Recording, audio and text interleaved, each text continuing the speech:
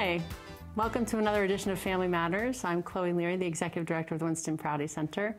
And Family Matters is a show where we talk about matters of interest to families with young children. So we are on episode 9, which is exciting also. I think we've gotten some good people here to talk, and I'm thrilled today to have Brandy Levesque here to talk with us about some work she is doing in the community. She's actually run, I think it's been a few years, of a parenting class, Positive Solutions for Families, which has been very successful. So I thought it would be great to have you come talk with us about that class, because I think parenting education is something that is not, there isn't a ton of it in our community in a coordinated way, and this has been a really successful one. So thank you for coming. Thanks for having me. Great to have you here. Why don't you tell us first a little bit about who are you, where do you work, what do you do? Because that's an easy story. Yeah, you're right. I work at the Winston Prouty Center, obviously, and I'm the inclusion facilitator there. So I'm working with children around the Wyndham Southeast Supervisory Union who need a little bit of extra help but don't qualify for early childhood special education. And it also involves a lot of training of early childhood professionals and consultation and coaching of teachers in the field. So how did you get into, given that work you were doing, how did this class come up, or making this offering come up out of that work? We've been doing it so long, it's hard to remember how that started, but it's always a need, and as part of, my position has been grant funded, so as part of that we want to have support parents' ability to raise healthy children and be the best parents they can be. So we started implementing a class that is based on a model that is used in early childhood classrooms, the pyramid model, which used to be known as CEFL, the Center for Social Emotional Foundations for Early Learning, now shortened to the pyramid model. And that's something that's also used, another version, in the elementary schools. So they have a parenting module that we started using, I don't know, I think it was 4 years ago. I think it's been a while. And so, the structure and framework of the class is really aligned with work you were doing with teachers in the classroom. Exactly. But applying it to parents or giving them the same sort of... Similar strategies to use at home. And actually at one session with the families, one parent said, the teachers should be getting this training too. And they said, they are. We are doing this too. That's perfect. Yeah. Oh, good. So. That is one of the things in early childhood education, I think, that a lot of people talk about, is how to align classroom and at home, because kids can be different in both places. And so it seems like that it's lovely when something comes together like that. So the consistency is really important. So what is Positive Solutions for Families? What is sort of the framework or the foundation of the class that you all offer? It's mainly about supporting healthy social-emotional development of young children, and how parents can do that through positive avenues, and particularly with children with challenging behaviors. So we often have parents that come that don't have, a child doesn't have persistent challenging behaviors, but they're 3 and 4 and 5, and so they have behaviors that aren't yet developed to, where they will be eventually. So it's to guide parents and to help their children be the best kids they can be. Why the focus on social emotional development? Because social emotional development is sort of, a lot of the research is showing how it is so important and is such a key factor in success in school and success in life. So in the early years, children don't yet know some of those social skills and their emotional literacy, and the idea is to teach that at a young age so that they have readiness skills to sit and attend, and to be friendly and cooperative, and to be able to interact with others in a way that's healthy and safe. And so we focus a lot at the younger years on social emotional development. And so I was just realizing social emotional development sounds very academic, like we talked about. So, but you just described, for people who might not know, well, what does that mean? Because it's not reading and writing, but you just use the word like emotional literacy, that we have to actually learn things like how to get along. We might have a natural tendency for it, Yes. but there are actually skills and ways to help us figure out how to get along, which seems like it'd be good for some adults too. But, but I think that's that's the point. Yeah. Let's get there early, because we do actually see how it can interfere with adult life. So It does, and it really is an indicator of a person's ability to be successful. Almost so many professions involve interacting with other people, and I mean, day to day, you're just in the world, and so it's so important that we teach those skills and that we support that development. You said it sounds so academic. In the past, it was like, we taught kids how to read and how to ride a bike and how to, meet some other domains of development, and we just sort of expected children to get it. And we realized that many children, about 20%, don't just get it by being in a high-quality environment, whether it's home or classroom, so that we need to be more intentional behind the teaching of that. And we need to help parents do that as well, because anybody can be a parent, and it's hard work. So right, there's right back to the anybody can be a parent. You don't need a license, but we don't have a lot of training necessarily. And if you didn't, you just sort of pointed out, as we've thought about child development over the years, maybe parents learned how to ride a bike and read, but didn't understand the importance of the scope of the social emotional. So they might not know themselves. Like we all, I'll say we have our own baggage around that. So yeah, certainly. Does you said you mentioned 3, 4, and 5-year-olds. So is this for what age group are you really focusing on with this class? This class focuses about 3 to 6 year olds. Although the strategies are continue to be effective as children get older. We talk about rules and how to let kids know they're doing the right thing. That's effective when they're 11 or 15 as well. But we don't really, it's not, some of the strategies aren't right for younger children. So we kind of start at 3 because that's when developmentally some of these strategies are most appropriate. So the foundation, you said, was sort of supporting social emotional development, helping kids be the best people they can be in the world. And you've started to talk a little bit about sort of what the techniques are. So in this framework, where is the focus in terms of thinking about strategies? Or we mentioned behavior, I guess, challenging behavior. So what's the angle? How do you sort of start getting at some of the, or what are some of the behaviors you address, maybe? Well, we always start, it's the class builds on itself, it's a series, so we always start by focusing on relationships and helping to make sure families have strong relationships within them, so the parent and child are connected in a solid way, that they're having time together that is not... there's time to teach your child, but there's also time to just be with your child and let them know they're valued. And by giving them undivided attention, which frankly is really hard in the world today. We're bombarded with media and, busy, stressful lives. So we start by talking about ways to play with your child that just really shows them that you value what they're doing. So, and we build into talking about what behaviors might be challenging for families and what behaviors might push our buttons as parents, because it's not the same for every parent. Right. And we always sort of take the list of what we ask families to talk about what are qualities and we want to see in our children when they're adults, and respectful, kind, generous, hardworking, and then we list the challenging behaviors or the behaviors that we're dealing with as parents of young children, and we draw correlations between them. Persistence is a really important quality in life, and when a child bugs you 100 times, you've already said no and they keep bugging you, it's frustrating. However, they're being very persistent, and so we try to help them look at behaviors in another light and how we can support that quality, but not without continuing a behavior that's stressful to a family or pushes a parent's buttons. So let's stick with that. So, the positive part being not only how to positively react to something, but also seeing a positive in what might seem like a negative behavior that drives you crazy. Right. So there's sort of that positive filter and everything. But so let's follow through with the persistence. So a kid is, poke, poke, poke, can I do this? Can I do this? Can I do this?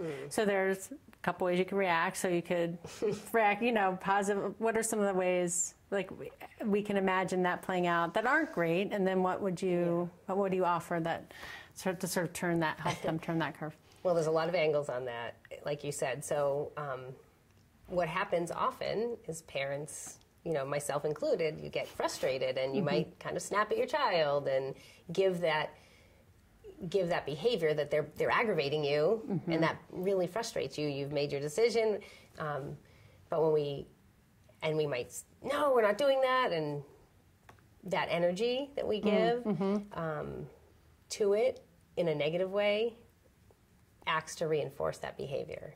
So if we respond in a way that's really like big energy, but negative, we're sending this message. If it's repeated, we send a message to our child, like, you're valued for this, and I notice this behavior in you, and so they're going to keep doing that behavior. Every time they want something, they're going to keep, because it got your behavior, it at least got your attention, it got your attention, whether it was pleasant or not. Right, because they'll get whatever they can get, usually. But or you can give the answer to the question, and you don't need to address it anymore. You've made your decision. But you can respond to the child by saying, when we get back to that persistence piece, I know you really want to go to the park right now. We can't do that, but you're very persistent. So describing the behavior that you see and giving it a label of something you want. And I try to focus on, if I'm working with a particular child or my own children, if there's some particular skill or quality I'm trying to reinforce, then I really try to focus on that when I'm noticing what they're doing. It's really can be very simple as noticing. You're following directions. You put your lunchbox on the counter after school. It can be very simple. And then adding a value statement to that is really helpful, because it helps them understand some concepts in the world, like respect. At the same time, lets them know that this is something I want to keep seeing. So if following directions is something you're struggling with your child, you can, anytime they do anything that's following directions, as simple as, can you hold this, please? Oh, thank you, you're following directions. You're so helpful. Something like that. You said something about they'll take what they can get. and I just tied it back to what you were saying earlier, is that this is about relationship. So it's sort of like, if you have lots of positive time, like just hanging out and playing with your kid, does that counterbalance maybe if it only works if I poke you and get you mad, versus if you have lots of in time too, or like lots of time you're just hanging out, does that help that other relationship when it gets hard, I guess, or not the other relationship, but help it sort of be easier in the moment when it's hard? Yeah, certainly it does. And we use this analogy. There's some children's books out there called How Full Is Your Bucket? And we think about this concept that we all carry a bucket over our heads. And that time hanging out and noticing what your kids are doing and valuing, following their lead when you're playing, and that fills the child's bucket. So when there are times that are hard, because they're going to be, the bucket doesn't get as depleted. A little bit comes out maybe when there's a hard moment between you and your child, or the child's frustrated because, can't do what they want, or then a little bit comes out. But if we're not having that relationship, if that time in isn't really as valued by the child, or as, kind of the best it can be, then the child's more drained to start with. And so then any little incident can be more draining, or it's like, you don't have a lot of money in your account to start with, you go low pretty easily. And that reminds me, I can't remember where it came from, the concept of social capital. So among adults, we talk about it as, if you and I work together and we have a good working relationship and we have a good feeling about it, if something hard happens, it's certainly easier to deal with it. So it's the same concept about, which makes sense. Yeah, a lot of this stuff is sort of life lessons. They work with our people. If we have someone in the class who maybe is separated from their children at the moment, they can practice the strategies around the community. I mean, we go in the gas station, we go everywhere. We can fill each other's buckets. We can, in our work we can have relationship with people we work with, and we want that to be positive. So there's a lot of opportunities. Again, it's like these skills from early childhood that we're trying to build that last us a lifetime. That really build us up. We are going to take a very short break and hear a message from Let's Grow Kids, and then we'll come back and talk some more. All right.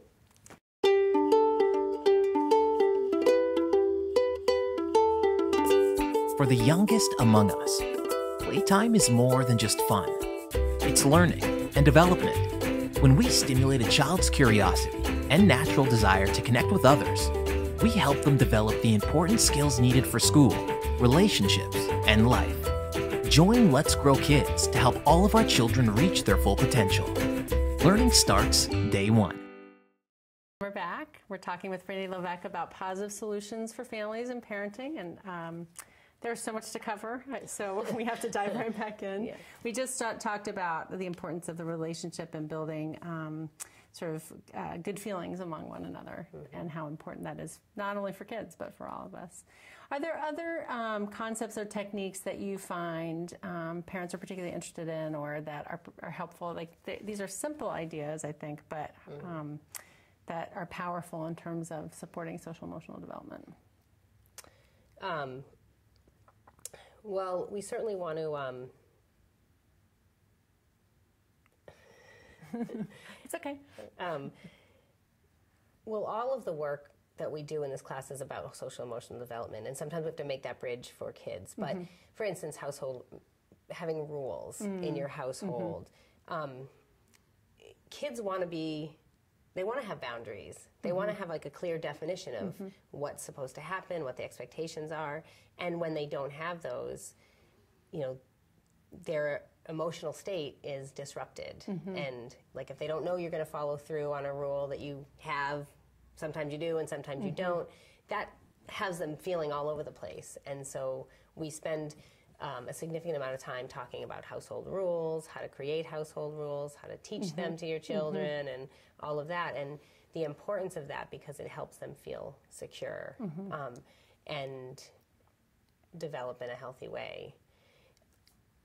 Can you give me some examples? Because I think some people say, I can think of a couple of things, like the word rules can be a little like, well, I think of like the free range parenting, the helicopter parenting, that, but I think this is different. So when you think of, like, what are some rules that families have come up with, or when you think of that, like, is it 10 rules? Is it about when to go to bed, or is it about, like, what are some of the things that you think of that are helpful? Yeah, well, 10 rules would be a lot.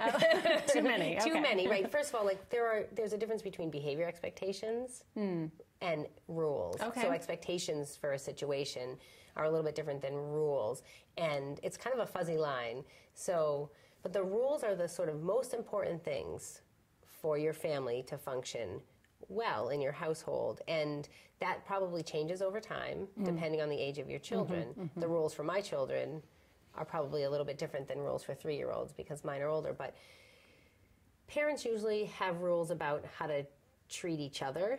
So about being kind, or using gentle hands, or no hitting and or kicking, and how to handle toys. So maybe you pick up your toys when you're done playing, might be the kind of rule, or we follow directions at bedtime, or so, and a lot of times we just worked on creating rules in our session last night, and so parents focus on the things that are challenging for them right now, and so there should be no more than 5. 3 is a really good number. Okay. So you try to kind of squish things into a rule. You could have many rules that have to do with being kind and caring for your family or your toys and your household. So you try to squish them into something so there aren't too many, because you have to reinforce the rules as the parent. And it's really important when you have rules that you follow through, that kids know the rules, and that you're consistent in enforcing them, and you're predictable about it, and that you follow through. So if you have 10 rules,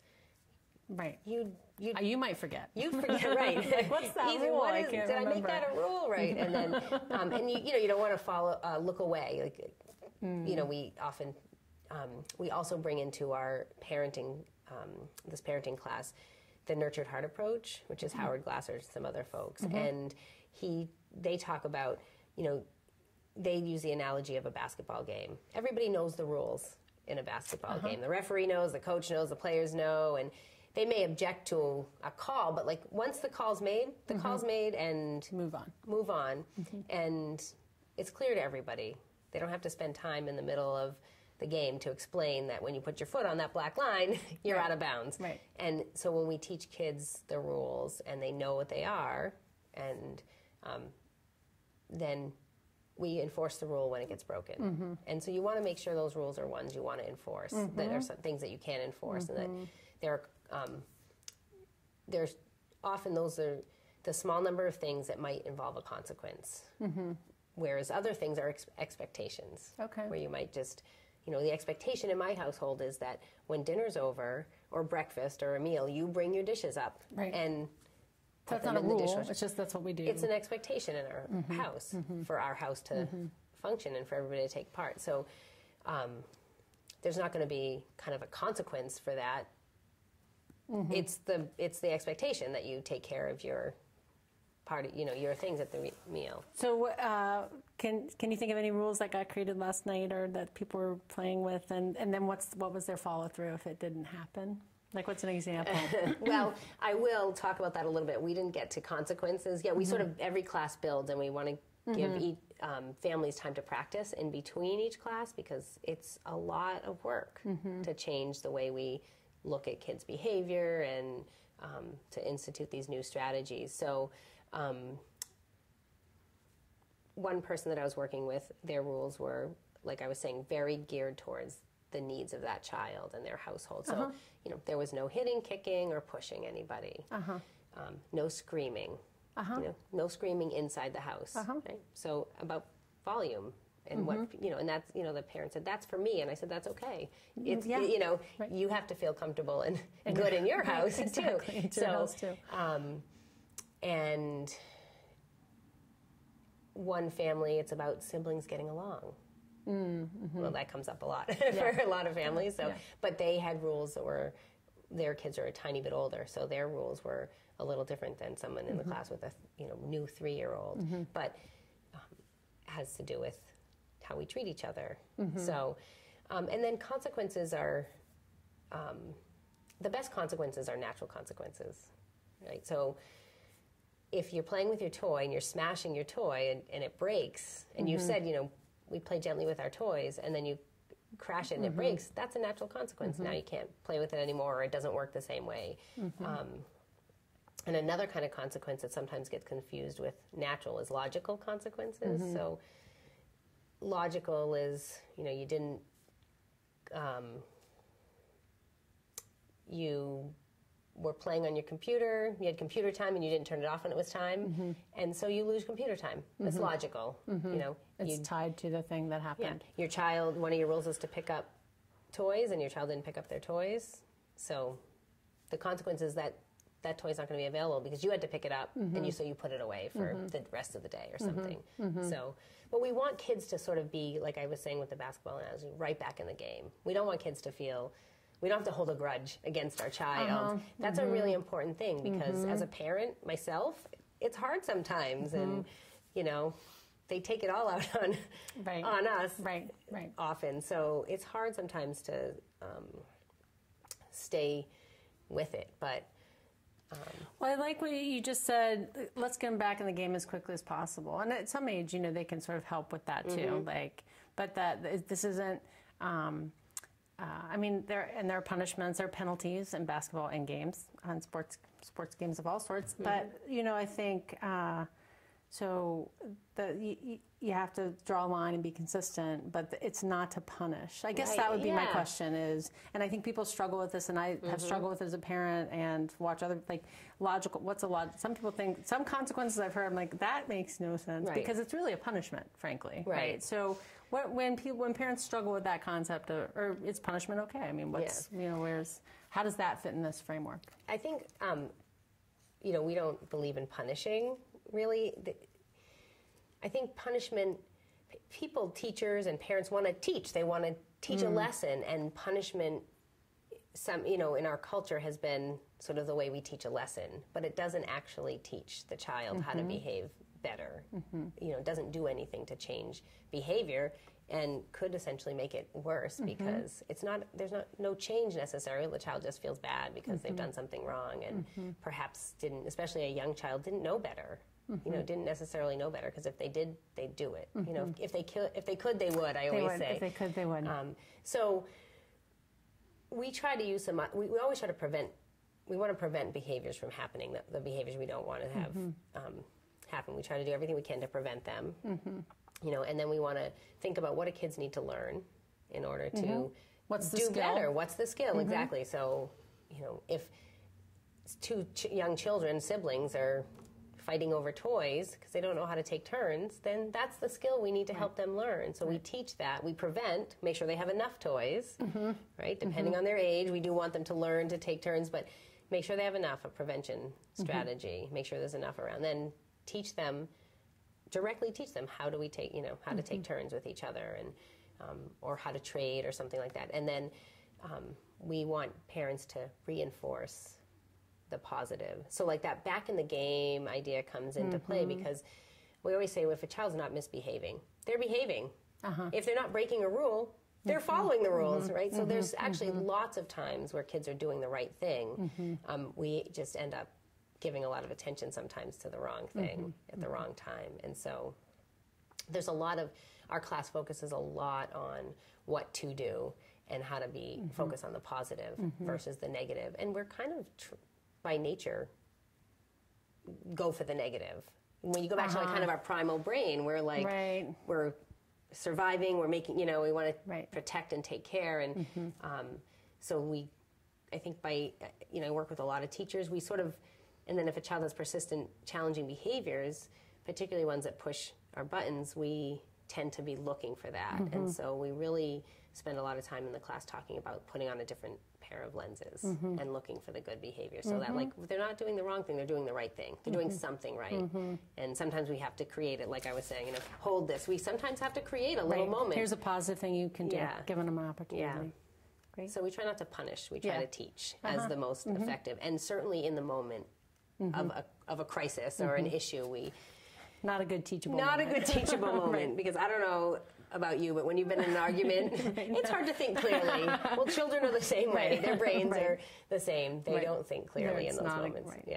Yes. Well, I know it's hard to believe, but we are actually out of time for talking about this. I think we might have to have a round 2 for parenting, so just put you on notice, because there's a lot we didn't cover, frankly. So, so thank you very much for joining me. It's been really fun, and I look forward to next time. So Thanks, my pleasure. And I am going to actually do a quick, brief update on, I've had many people ask me about the former Austin campus. The Winston Prouty Center bought the campus in January, and I thought I'd give a quick update. We are planning on moving there in early July. We are only going to be on one floor of one building, Vermont Hall, so renovations are happening now. There are pictures on our website. There are also pictures, the former on their Facebook page, and I believe there'll be a photo gallery sometime this week. And I'm trying to post Austin updates, former Austin updates, on the website, winstonprouty.org, just to give people an idea of what's happening. There is space available on campus. We are hoping that community partners and other mission-driven organizations will join us. There are several there. High Five Adventure Learning, Inspire School for Autism, the Garland School, lots of tenants, and there is space for more. So we're looking for folks to join us in our vision of building this campus and bringing it back to life. So for more information, definitely go to the Winston Prouty website, winstonprouty.org. And thank you very much.